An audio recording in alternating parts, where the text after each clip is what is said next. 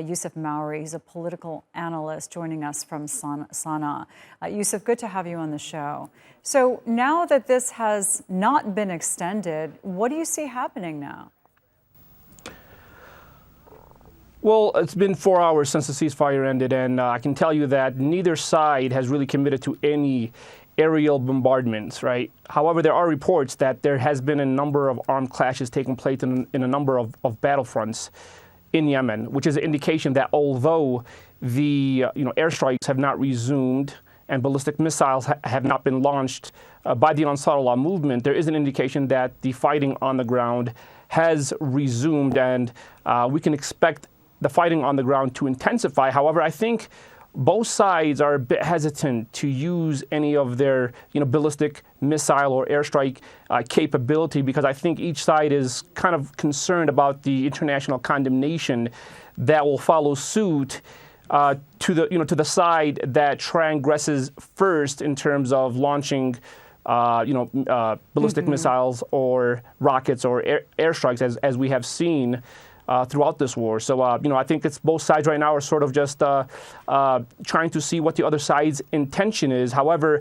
the Ansarullah movement and, their military spokesperson has issued a number of threats and a couple of warnings to, the Saudi and Emirati government. In a statement that he issued just a couple of hours ago, he said that, the Yemeni armed forces are fully capable of depriving Emiratis and Saudis from access to their basic resources. And what that is an indication of is that the Ansarullah movement, the Houthis are, they're planning, or they're at least threatening to start targeting their natural, their fuel resources by targeting Aramco oil facilities and Aramco oil pipelines, which they have done before. And there's also the, warning by the military spokesperson for all foreign, companies, oil companies, to end their operation in the Emirates and in Saudi Arabia, and to leave immediately before they face the consequences. So I can tell you that the Ansarullah movement's military side is undergoing military preparations, and perhaps, as is indicated in their threats and the statements, they are planning to launch attacks if the blockade is not lifted, and if Sana'a International Airport does not open, and of course, if the government salaries are not paid for. And these are the main demands by the Sana'a government, the Ansarullah movement, in order for them to not launch any ballistic missiles, in order for them to not launch any drone attacks targeting Aramco oil facilities.